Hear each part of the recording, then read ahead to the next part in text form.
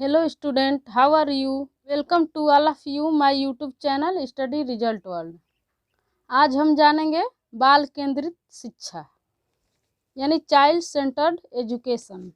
बाल केंद्रित शिक्षा वह शिक्षा है जिसमें शिक्षक बालक के सर्वांगीण विकास के लिए उसकी अभिरुचि, बुद्धि और मनोवृत्ति के अनुसार शिक्षा देता है। यानी आप बाल केंद्रित शिक्षा को कह सकते हैं कि इसमें बालक के अभिरुचि और मानसिक क्षमता, मनोवृत्ति के अनुसार शिक्षा दी जाती है। या आप ये भी कह सकते हैं कि बाल केंद्रित शिक्षा के अनुसार बालक के पूर्व ज्ञान के आधार पर शिक्षा दिया जाता है। या आप ये भी कह सकते हैं कि बाल केंद्रित शिक्षा वह शिक्षा है जिसमें बालक ही सब कुछ होता है और शिक्षक केवल मार्गदर्शक का कार्य करता है। बाल केंद्रित शिक्षा के अनुसार बालक के पूर्व ज्ञान के आधार पर शिक्षा दिया जाता है। आइए देखते हैं बाल केंद्रित शिक्षा के कुछ विशेषताएं। आप बाल केंद्रित शिक्षा के विशेषताओं के आधार पर पेडागोजी के प्रश्नों को इजीली सॉल्व कर सकते हैं। अगर आप बाल केंद्रित शिक्षा को अच्छी तरह से पढ़ लेते हैं तो पेडागोजी के 50% क्वेश्चन आप सॉल्व कर सकते हैं। जैसा कि आप जानते हैं कि पेडागोजी के प्रश्न के ऑप्शन में बहुत थोड़ा डिफरेंट होता है और उन डिफरेंट को अगर समझना है तो आप बाल केंद्रित शिक्षा और प्रगतिशील शिक्षा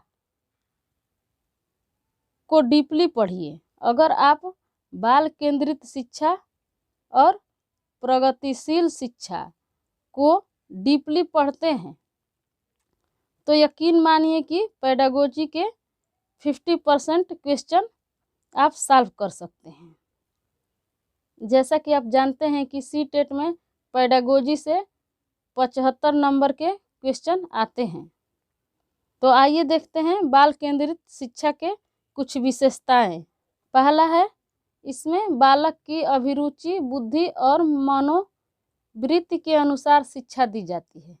जैसा कि मैं आपको पहले ही बताई कि बाल केंद्रित शिक्षा वह शिक्षा है जिसमें शिक्षक बालक के सर्वांगीण विकास के लिए उसकी अभिरुचि यानी उसकी रुचि, बुद्धि और मनोवृत्ति के अनुसार शिक्षा दी जाती है। दूसरा है, बाल केंद्रित शिक्षा में बालक को सामान्य रहन सहन और खान पान के शिक्षा के साथ साथ अच्छे बुरे के विषय में जानकारी दी जाती है।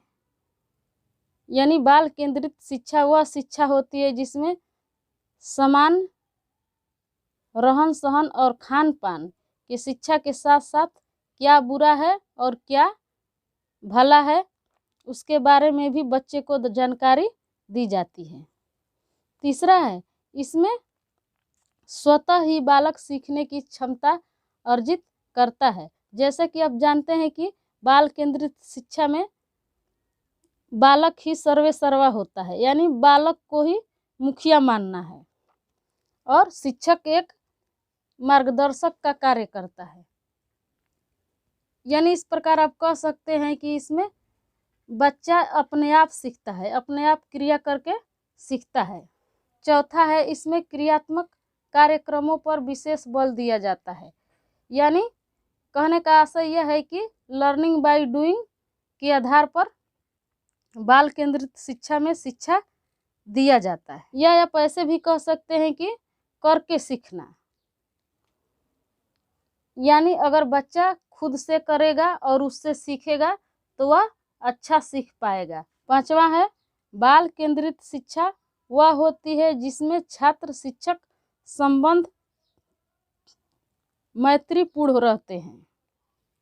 यह आप ऐसे भी कह सकते हैं कि बाल केंद्रित शिक्षा में छात्र और शिक्षक का संबंध एक फ्रेंड की तरह रहता है। छठा है, इसमें दृश्य श्रव्य साधनों का प्रयोग किया जाता है। यानी कि बाल केंद्रित शिक्षा में एक बालक को सिखाने के लिए आप ऑडियो और वीडियो का भी प्रयोग करते हैं। सातवां है, बालक को खेल खेल में सिखाने पर बल दिया जाता है। यानी कहने का अर्थ यह है कि जो बाल केंद्रित शिक्षा है उसमें बालक को खेल खेल में सिखाया जाता है। 8वां है खेल खिलौनों का प्रयोग भी बाल केंद्रित शिक्षा में किया जाता है। यानी बाल केंद्रित शिक्षा जो कि नर्सरी और प्राइमरी के लिए लागू होता है, इसमें बच्चे बहुत छोटे होते हैं तो उनको खेल और खिलौने का प्रयोग करके भी सिखाया जाता है। आइए देखते हैं बाल केंद्रित शिक्षा से परीक्षा में कैसे प्रश्न बनते हैं। तो प्रश्न है, बाल केंद्रित शिक्षा के क्षेत्र में निम्न में से किसका योगदान अधिक रहा। आपको बताना है कि जो बाल केंद्रित शिक्षा है उसमें अधिकतम योगदान किस बाल मनोवैज्ञानिक का था। पहला है ए अरविंद घोष, बी महात्मा गांधी, सी गिजुभाई, डी रविंद्रनाथ टैगोर। तो राइट आंसर है सी गिजुभाई, क्योंकि बाल केंद्रित शिक्षा में महत्वपूर्ण योगदान गिजुभाई का रहा है। अगला प्रश्न है, एक बाल केंद्रित कक्षा में बच्चे समानतः सीखते हैं। ऑप्शन ए है व्यक्तिक और सामूहिक, ऑप्शन बी है मुख्य रूप से शिक्षक से, सी है व्यक्तिक रूप से केवल, डी है सामूहिक रूप से केवल। तो हम आपको बता दें कि सीटेट के क्वेश्चन के ऑप्शन में अगर केवल और केवल मात्र दिखे तो आपको उसको गलत मानना है, क्योंकि केवल सीमित वर्ड है और मात्र भी सीमित वर्ड है, इसलिए आपको सीमित को नहीं चुनना है।